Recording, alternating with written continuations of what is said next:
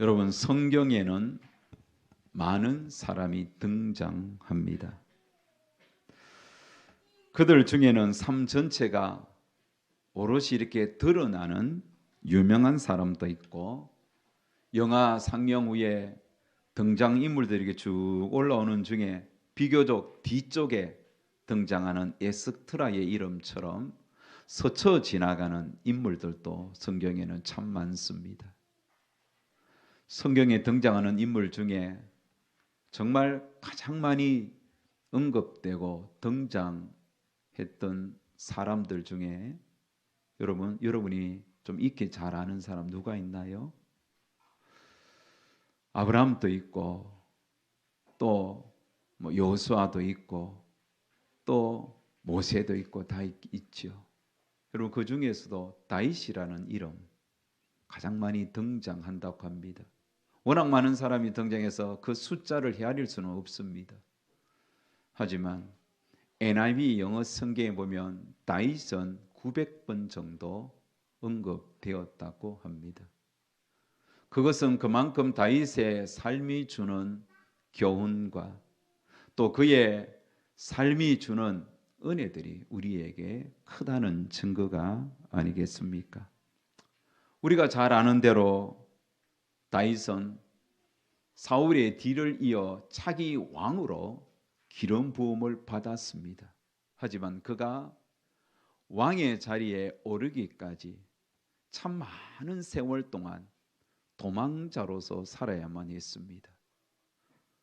지난주에 우리가 공부했던 대로 다윗이 골리앗을 물리친 그 사건이 계기가 되어 그는 사울 왕의 미움과 시기를 받으면서 시도 때도 없이 자신을 향하여 날아오는 그 창을 피해서 오랜 세월 광야에서 참 차디찬 그 냉기 바닥을 침대로 삼아 잠을 청하기도 하고, 수없이 많은 날들을 동굴과 또 바위 틈에서 찬 이슬을 맞으면서 하루를 보내곤 했던 것입니다. 세월이 흘렀습니다. 다윗을 죽이려고 그렇게 혈안이 되어 있던 사울도 하나님께서 다윗에게 2번씩이나 붙여 주었습니다. 다윗은 2번이나 그를 완벽하게 제거할 수 있는 기회가 있었지만 하나님께서 사울을 기름 부어 세웠다는 그 하나님의 주권을 철저하게 믿었기 때문에 2번씩이나 그를 살려주었습니다. 이 사실을 후에 깨닫게 된 사울은 자신의 입으로 다윗을 축복하는 장면이 사무엘상 26장 25절에 나옵니다. 다윗아, 내게 복이 있을지로다. 내가 큰 일을 행하겠고 반드시 승리를 얻으리라. 이 사울의 입에서 나온 다윗을 향한 축복의 말씀을 한 그날을 기점으로 더 이상 다윗과 사울은 만나지 않습니다. 이후 사울은 아들 요나단과 함께 블레셋 전투에서 전사하고 다윗은 드디어 왕으로서 추대되는 왕의 자리에 오르게 되지요. 이스라엘의 왕이 된 다윗은 국방과 또 행정과 안보와 외교 모든 것을 장악하고 거기에 맞는 사람들을 적재적소에 배치를 했던 것입니다. 다윗이 왕으로 오르기까지 참 우여곡절이 많았습니다. 하지만 돌아보면 모든 게 하나님의 축복이었고 하나님의 간섭이었고 하나님의 이끄심이었던 겁니다. 왕으로 추대된 다윗을 백성들도 환호하며 뜨거운 지지를 보내었습니다. 다윗에게 기름을 붓게 하여 왕으로 삼으신 하나님께서도 새 왕이 된 다윗과 함께했습니다.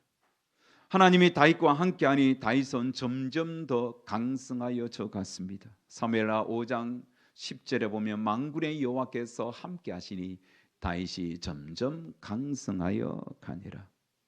모든 것이 형통하고 모든 것이 평안했습니다. 하지만 다윗 마음 한 곳에 그럼에도 불구하고 떨칠 수 없는 생각 하나가 오랫동안 그를 사로잡았습니다.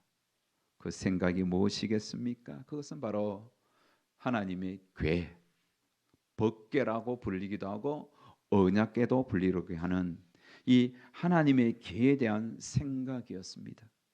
하나님의 궤는 그때까지 오늘 본문 2절에 보면 바알레 유다라는 곳의 자리에 있었습니다. 바알레 유다, 아마 그 지역에 바알 숭배가 좀 많았던 지역인 것 같아요. 자, 이 바알레 유다는 다른 말로, 다른 이름으로 기랏 여아림이라 그럽니다. 기랏 여아림, 사무엘상 7장 1절에는 기랏 여아림이라 나오죠. 바알레 유다나 기앗 여아림이는 같은 동네, 같은 이름입니다. 같은 동네를 일컫는 말이죠. 기앗 여아림이라는 뜻은 숲속의 동네라는 뜻입니다. 그만큼 기앗 여아림이라는 그 동네는 산 중턱에 나무들이 많은 곳에 마을이 위치해 있었습니다. 바로 그 기앗 여아림 산 동네에 아비 나답의 집이 있었습니다. 그 집에 여호와의 궤가 오랫동안 머물고 있었습니다. 70년의 시간 동안 그 여호와의 궤가 어느 한 공공장소에 중요한 위치에 있었던 것이 아니라 기앗 여아림 산 동네에, 숲이 많은 그 동네에 아비 나답 집에 머물고 있었던 겁니다. 방치됐다고 보면 되겠죠. 처음에는 아비나답의 아들 엘리아살이 그 여호와의 궤를, 하나님의 궤를 거룩하게 구별하면서 지키고 모셨습니다. 백성들도 빨리 그 하나님의 궤를 좋은 곳으로 모셔야 한다고 생각을 했습니다. 하지만 시간이 흐를수록 백성들 사이에 하나님의 궤에 대한 생각이 점점 멀어지면서 희미해져 갔습니다. 아비나답의 후손들도 늘 집에 있던 그 신이 일상적으로 보면서 그 하나님의 궤에 대한 존재의 의미를 잊어버리고 마치 오래된 물건처럼, 나무 갯짝처럼 그렇게 취급하면서 시간이 많이 흘렀던 것입니다. 하지만 그 하나님의 궤를 생각하는 이는 다윗은 달랐습니다. 다윗은 하나님의 궤를 늘 생각했습니다. 저 하나님의 궤를 좀 좋은 지정된 장소에 모셔야 하는데 그 생각이 그를 지배했던 겁니다. 왕이 되고 나라가 안정을 취하자 다윗은 마음속에 자리 잡고 있던 그 하나님의 궤를 모셔오게 와야 되겠다, 그렇게 생각하고 계획을 했습니다. 그래서 자신의 계획을 모든 군대의 지휘관들 또 백성들에게 자기의 마음을 드러내니 온 백성들과 온 군대의 지휘자가 왕의 생각을 지지해 주면서 모셔오자고 동의해 주었습니다. 다윗은 하나님의 궤를 모시기 위하여 군사 3만 명을 동원했습니다. 그리고 대규모 악단, 오케스트라, 당시 동원할 수 있는 모든 악기를 다 동원했습니다. 6장 5절에 보면 수금, 비파, 소고, 양금, 재금, 양각, 나팔, 당시에 동원할 수 있는 모든 악기를 총동원하여서 정말 하나님의 궤를 모셔오는 그 행사를 아주 화려하고 웅장하게 하고 싶었던 것입니다. 70년 만에 하나님의 궤를 모셔오니 얼마나 여러분 기쁘고 좋았겠습니까? 그래서 국가적인 경축일로 화려하게 모시고 오고 싶었던 겁니다. 그러면서 다윗은 자신의 왕권을 이 행사를 통하여 더 견고하게 확립시키고 싶었던 겁니다. 이런 계획에 따라 하나님의 궤는 새 수레에 실린 채 아비나답 집에서 빠져나오고 있었습니다. 그 하나님의 궤를 실은 수레 앞에는 아비나답의 손자 아요가 뒤따르고 뒤에서는 또 다른 손자 우사가 호위하고 따라왔습니다. 백성들은 열렬히 환영합니다. 하나님의 궤가 이렇게 서서히 빠져나오는데 나곤의 타작마당, 이렇게 곡식을 추수하는 그 넓은 공터가 있는 그 나곤의 타작마당에 이르렀을 때에 소들이 갑자기 뛰기 시작하면서 하나님의 개가 흔들리면서 땅에 떨어지려고 했습니다. 바로 그 찰나에 뒤따라던 우사가 마음이 급해서 그 하나님의 개를 손으로 잡았습니다. 바로 그때에 우사는 마치 전기에 감전되지 그 자리에서 적사하고 말았습니다. 여러분, 순식간 일어난 일입니다. 이게 무슨 일인가 싶습니다. 웅장했던 그 행사가 완전히 아수라장이 되었습니다. 그 모습을 본 사람들은 큰 충격에 휩싸였습니다. 어찌하여 이런 일이 일어났을까? 왜 이런 일이 일어났을까? 마치 여러분 어떤 경축일에 뭔가 총기 사건이 일어난 것처럼 아수라장이 된 그런 모습이에요. 성경은 그 원인을 7절에 이렇게 밝힙니다. 여호와 하나님이 우사가 잘못함으로 말미암아 진노하사 그를 그곳에서 치시니 그가 거기 하나님의 궤 곁에서 죽으니라. 하나님은 우사가 잘못했다고 합니다. 그래서 하나님이 우사의 잘못을 진노하시면서 치셨다고 말씀하죠. 우리는 오늘 이런 본문을 대할 때 솔직히 당혹스럽습니다. 인자하시고 긍휼에 풍성하신 하나님께서 꼭 이렇게 해야만 했을까 하는 생각이 들지 않습니까? 누구보다도 다윗의 마음과 소원을 잘 아셨을 텐데 왜 이렇게 했을까? 이런 생각하고 있지 않습니까?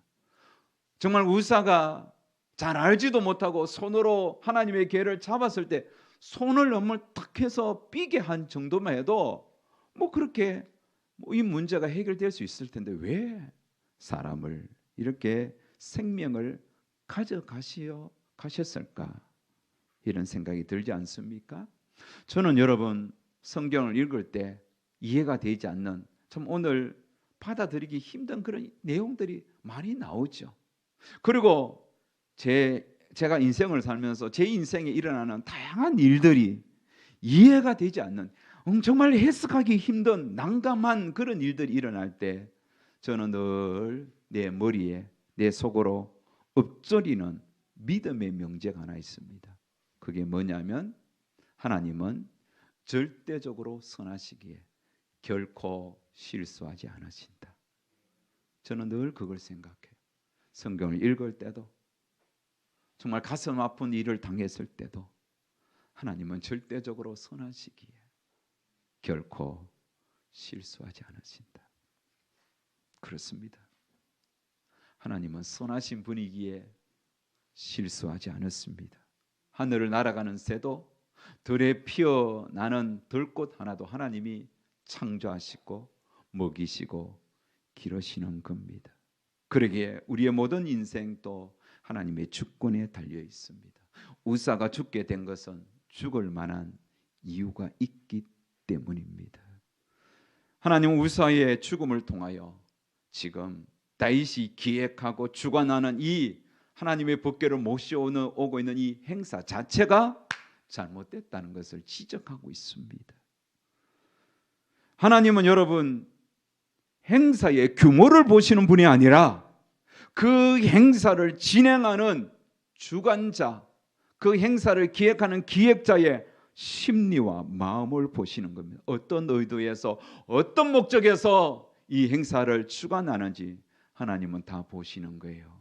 그래서 하나님은 그 행사의 규모와 외적인 스케일을 보는 것이 아니라 사람의 마음, 그 행사를 주관하는 그 다윗의 심리, 의도를 감찰하시는 분이십니다.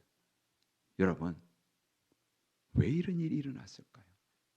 우리는 성경을 통하여 같은 본문이 기록된 역대상 또 13장에도 또 이 역대 사무엘하 6, 7장 이 내용을 쭉 읽어보면 이 행사가 얼마나 잘못되게 준비되고 진행되었는지 우리는 알 수가 있어요. 이 행사의 잘못은 크게 네 가지입니다. 첫 번째, 하나님과 의논하지 않았습니다. 오늘 본문과 같은 내용이 기록된 역대상 13장을 쭉 읽어보시면 다윗은 하나님의 계획을 모셔오고자 하는 자기 계획을 군대의 지휘관들에게, 백성들에게 의논합니다. 백성들도 좋다고, 군대의 지휘관도 지지해 줬으면 좋다고. 그런데 다윗이 역대상 13장을 읽어보면 하나님과 의논하지 않았어요. 하나님 앞에 기도하지 않았어요. 적어도 하나님의 종들인 제사장이나 하나님의 일들을 감당하는 레인들에게 자신의 속내를 드러내면서 어찌하면 좋겠습니까? 라고 묻지 않았습니다. 자신이 계획하고 자신의 뜻대로 이 모든 행상을 밀어붙였다는 거예요. 하나님의 뜻과는 상관없어요. 하나님이 이것을 원했는지 원하지 않았는지 묻지 않았어요. 이게 첫 번째 잘못이에요.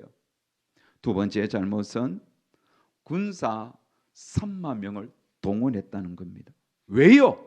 무엇 때문에 군사 3만 명을 동원했을까요?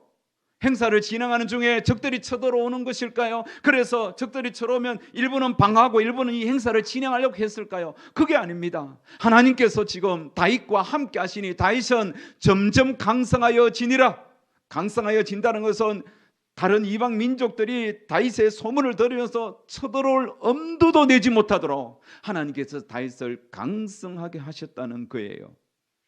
3만 명은 여러분 다윗이 선택하고 결정한 거예요. 왜요? 정치적인 계산이 깔려 있는 거예요.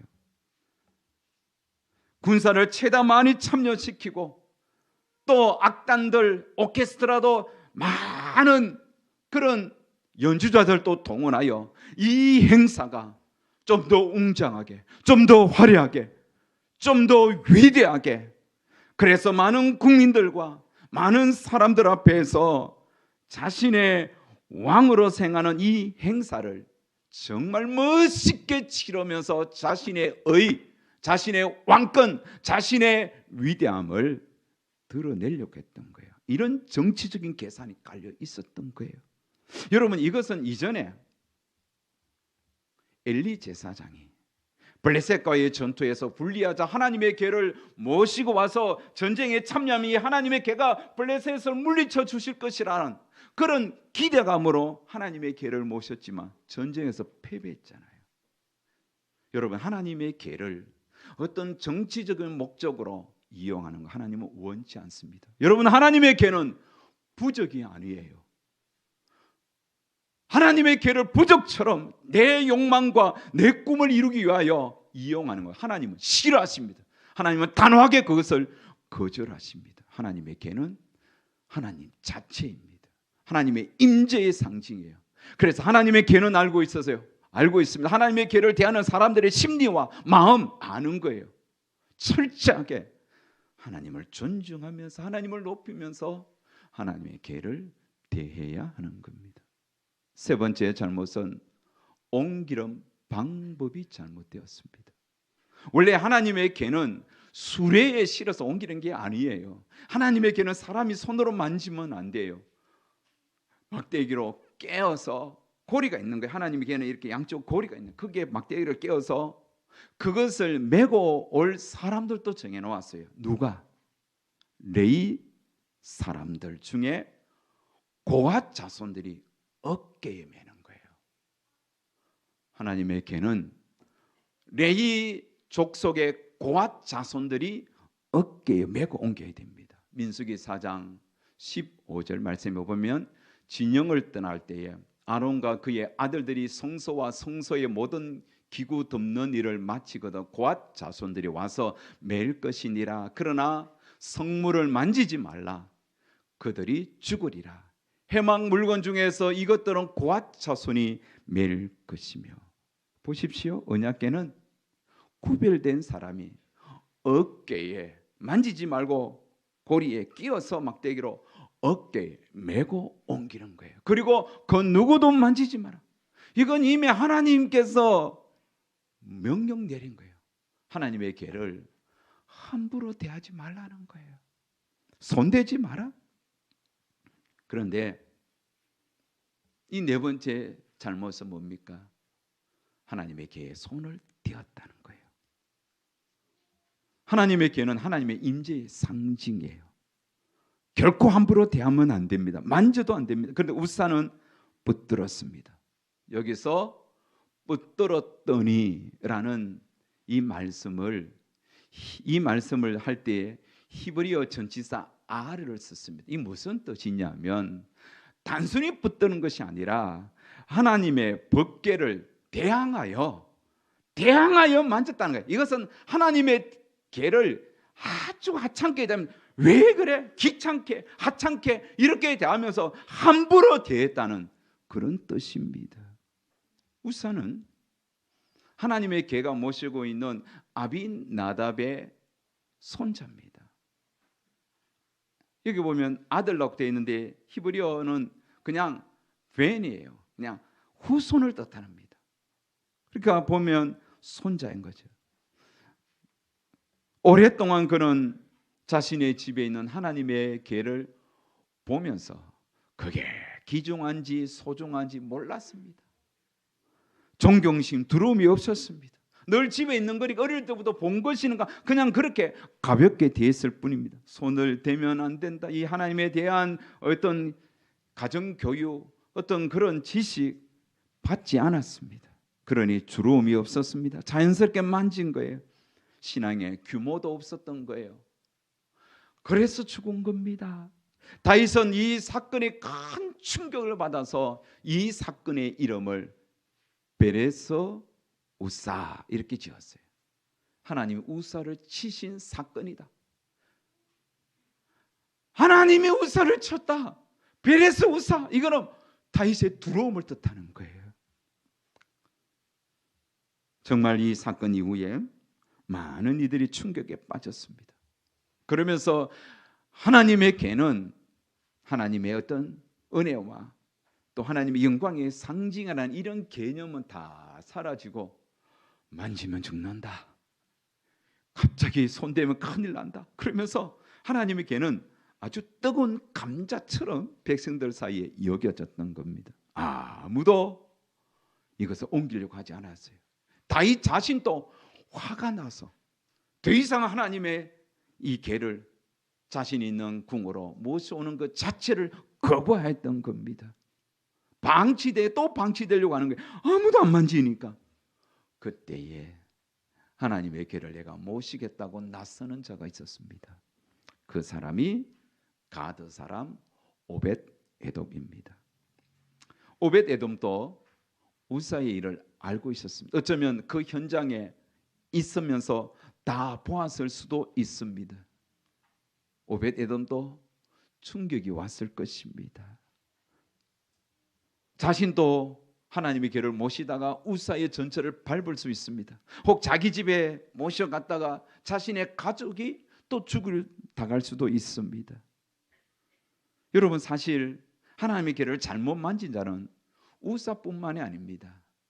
엘리 선지자가 전쟁에 하나님의 궤를 가져갔다가 블레셋에서 빼앗겼잖아요. 블레셋 사람들은 이스라엘의 신을 우리가 빼앗았다면서 우리가 이스라엘의 신을 정복했다라고 하면서 법궤를 열어서 보다가 하나님의 궤를 보다가 보는 자들마다 죽었어요.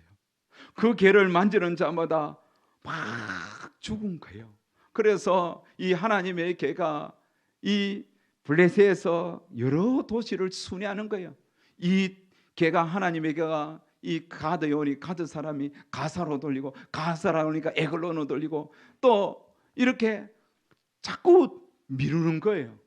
그래서 블레셋 5대 도시를 이 하나님의 궤가 사람들이 그저 토스토스하면서 돌다가 그곳에 그 하나님의 궤가 이르는 블레셋 도시들마다 큰 재앙이 임하는 거예요. 그래서 블레셋 사람들이 이 하나님의 궤를 다시 베세메스로 수레에 실어서 그냥 끄는 사람 없이 보내준 거예요. 그래서 다시 이 하나님의 궤가 이스라엘에 돌아왔고 그 궤가 아비나답의 집에 모셔져 있고 7년의 시간이 흘렀던 거예요. 이 사실을 오벳에돔은 잘 알고 있었습니다. 하지만 그는 이 하나님의 궤를 두려움과 무서움의 대상으로 보지 않았습니다. 오벳에돔은 하나님의 계를 하나님 자체로 보았습니다. 그래서 하나님의 계를 대할 때에 하나님을 대하듯이 존경과 경외감으로 대했습니다. 그리고 그는 하나님의 계를 통하여 하나님의 영광과 임재를 보았습니다. 그만큼 오벳에돔은 경건했고 영적인 사람이었어요. 하나님과 동행했던 사람이었어요. 그래서 그가 모시려고 했던 거예요. 여러분, 오벳에돔은 우사와 전혀 다른 부류의 사람이었던 겁니다. 10절에 보면 오벳에돔을 가드 사람이라고 소개합니다. 여러분, 가드 사람, 가드가 어디일까요? 우리는 지난주 설교에 블레셋 장수 골리앗의 고향이 어디라 했습니까? 가드 사람이에요. 골리앗. 그러니까 가드는 블레셋의 한 도시입니다. 그래서 여러분, 어떤 사람은 오벳에돔은 블레셋 이방인 출신이다 이렇게 이야기하는데, 이방인이 어떻게 하나님의 계를 모실 수가 있겠습니까? 그렇다면 가드는, 여기서 말하는 가드는 블레셋의 한 지역 이름이 아닌 겁니다. 여호수아가 가나안 땅을 정복하죠. 그리고 12지파에게 다 분배해 줍니다. 근데 12지파 중에 다 분배하는데 분배받지 않는 이스라엘의 대표 지파가 있습니다. 레위 지파입니다.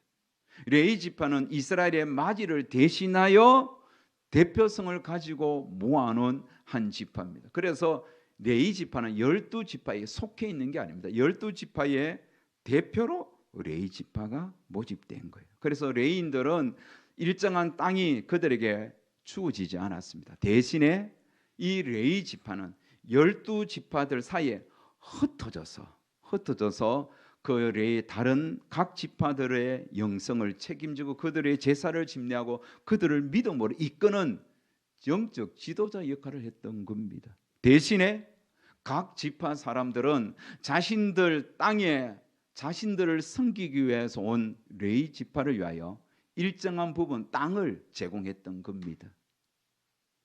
단 지파에도 레위인들이 갔습니다.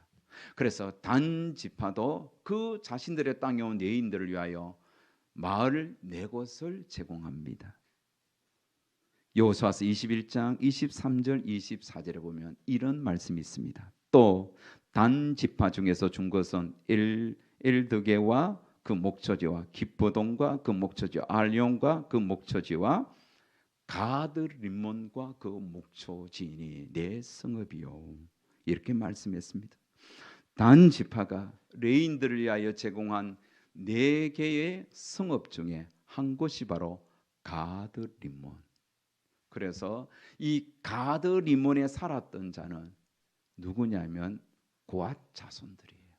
그래서 이 가드 림몬에 살았던 고앗 자손의 한 사람이 바로 오늘 본문에 등장했던 오벳에돔인 것입니다. 그래서 오벳에돔을 가드 림몬 사람인데 가드 사람이라고 표현한 것뿐입니다. 그래서 오벳에돔은 레위 지파 고앗의 후손입니다. 그러니 자신이 하나님의 법궤를, 하나님의 계를 모실 수 있는 가장 적격자임을 누구보다도 자신이 알았던 것입니다. 그래서 나셨습니다.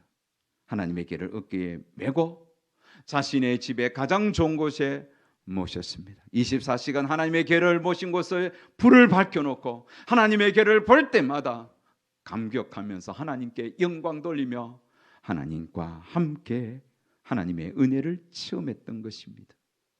하나님도 그런 오벳에돔이 좋았습니다. 그래서 오벳에돔에게 하나님이 큰 복을 내렸습니다. 11절 다 같이 읽습니다. 여호와의 계가 가드 사람 오벳에돔의 집에 석 달을 있었는데 여호와께서 오벳에돔과 그의 온 집에 복을 주시니라. 여러분, 당시에 하나님께서 주시는 최고의 복이 뭔지 아세요? 자손입니다. 오늘날에도 하나님 주신 최고의 복이 자녀들이 되어야 됩니다. 우리나라는 특별히 하나님께서 오벳에돔에 석 달 동안 많은 복을 주시는데 그 자손들이, 가족들이 아이를 많이 임신하게 되었습니다. 그래서 역대상 26장 8절 다 같이 읽겠습니다. 이는 다 오벳 에돔의 자손이라. 그들과 그의 아들들과 그의 형제들이 다 능력이 있어 그 직무를 잘하는 자니 오벳 에돔에게서 난 자가 62명이며 오벳 에돔의 후손들이 62명이 되었다고 합니다. 여러분, 이들은 다 능력 있는 자들이에요. 그냥 비실비실하는 자가 아니에요. 다 능력이 있어서 이 오벳 에돔의 후손들이 어떤 일을 하느냐, 성전의, 거룩한 성전의 문을 지키는 문지기입니다. 요즘 생각하는 그런 문지기가 아니에요. 이것은 어느 정도 영성도 있어야 되고 실력도 있는 자가 하나님의 성전을 지키는 역할을 감당한 거예요. 이것은 당시에는 아주 능력 있는 자가 감당해야 하는 겁니다. 그의 형제들이 다 능력이 있었다 이야기하잖아요. 얼마나 멋진 후손들입니까? 얼마나 아름다운 믿음의 계보입니까? 한편 하나님의 계로 인하여 오벳 에돔이 큰 복을 받았다는 소식을 다윗이 듣습니다. 다윗도 어느 정도 충격이 갔습니다. 왜 이런 일이 일어났을까 곰곰이 생각해 보면서 아마 다윗은 하나님 앞에 여러 날 엎드렸던 겁니다. 그리고는 다윗이 다시 하나님의 궤를 모셔오고자 작정합니다. 이번에는 하나님께 묻습니다. 제사장들에게 의논했습니다. 3만 명의 군사 동원하지 않았습니다. 수레에 모시지 않았습니다. 고앗 자손, 네 족속 고앗 자손들을 통하여 어깨에 메고 하나님의 궤를 모셔옵니다. 그러면서 6걸음 옮기고 소와 살찐 송아리를 잡고 하나님 앞에 제사 드리고 또다시 6걸음 옮기고 또 하나님 앞에 제사 드리고 그렇게 예루살렘 성으로 조금씩 정말 조심스럽게 정말 하나님의 궤를 하나님 대하듯이 그렇게 거룩하고 구별된 모습으로 하나님의 궤를 옮기는 거예요. 여러분, 이전과 전혀 다른 모습입니다. 3만 명 동원하고 오케스트라 동원하고 내가 이렇게 위대한 왕이야 그렇게 자기를 드러낸 모습 전혀 없습니다. 정말 하나님 앞에서 죄인된 심령으로 6걸음 옮길 때마다 하나님 앞에 엎드려 제사드리고 6걸음 옮길 때마다 하나님을 높이면서 그렇게 정말 거룩하고 겸손하게 하나님의 궤를 모셔오는 다윗의 모습은 이전과 사뭇 다른 모습이죠. 하나님께서도 기뻐하셨습니다. 아무 일도 일어나지 않았습니다. 그렇게 궤가 하나님의 성에 오자 다윗은 너무 좋아서 배옷이 흘러내릴 정도로 춤을 추면서 드등실 하나님께 영광을 돌렸던 겁니다. 사랑하는 여러분, 우리는 오늘 하나님의 궤를 대하는 여러 부류의 사람을 대합니다. 우사처럼 오늘 또 여러분 하나님을 대하는 사람이 있어요. 다윗처럼 그렇게 하나님을 대하는 사람도 있어요. 오벳 에돔처럼 그렇게 하나님을 섬기는 분들이 있어요. 우사는 어떤 모습입니까? 대충 하나님을 섬기는 거예요. 하나님에 대한 경외감도 하나님에 대한 거룩함, 하나님을 대하는 그런 어떤 진실함 없는 거예요. 대충 시간 되면 하나님 예배 드리고 시간 안 되면 안 되고 어떤 하나님을 경외함에 있어서 하나님의 말씀을 들리면 듣고 듣지 않으면 안 듣고 읽을 이유도 읽지도 않고 기도도 하지 않고 10년 전이나 1년 전이나 5년 전이나 20년 30년 전이나 신앙의 변함이 없어요. 늘 들락날락 대충 근성근성 하나님을 섬기는 게 어떤 이방 종교 저 불교를 믿는 사람들보다 못해. 1년 12달 지나가도 변함이 없단 말이에요. 변함이에요. 10년이 전이나 지금이나. 하나님은 아세요. 하나님은 우리가 하나님을 어떤 자세로 섬기는지 하나님 다 보고 계신단 말이에요. 정말 저 사람이 나를 진심으로 나를 섬기는지 최선을 다하여 섬기는지 열과 성을 다하여 마음과 목숨과 뜻을 다하여 하나님 섬기는지 하나님 다 아신단 말이에요. 친구와의 약속을 대하는 그것보다 못하게 여러분, 하나님은 나무깨 짝이 아니에요. 하나님은 옆집 아저씨 뒷방에 앉아 계신 어르신이 아니에요. 하나님은 살아계신 분이에요. 하나님은 이 땅에서 오늘도 자기 백성들과 함께 동행하시며 우리의 마음과 생각과 우리의 모든 입술에 말들도 하시는 분이에요. 하나님 보신단 말이에요. 우사처럼 하나님을 섬기지 마세요. 여러분의 편의에 따라 하나님을 섬기면 안 된단 말이에요. 우사처럼 섬기는 사람들이 한국교회에 많아요. 그들은 어쩌면 천국 문 앞에서 들어가지 못할 수도 있어요. 또 어떤 사람은 나이처럼 섬겨요. 자기의 의를 드러내기 위하여 예배를 자기의 권위와 자기의 어떤 높음을 드러내는 수단으로 사용하는 분들이 있어요. 예배의 중심이 하나님이 아니라 인간이 된 예배가 얼마나 많은지 몰라요. 이 땅에 존재하는 많은 예배들이 하나님이 주인이 아니라 사람이에요. 사람. 그 사람의 위대함을 드러내기 위하여. 그래서 자기의 자존심이 조금만 상해도 막 열내서 우락부락하고 말이에요. 저는 많이 봤어요. 이 예배가 하나님 정말 계신가? 의심이 들 때도 많았습니다.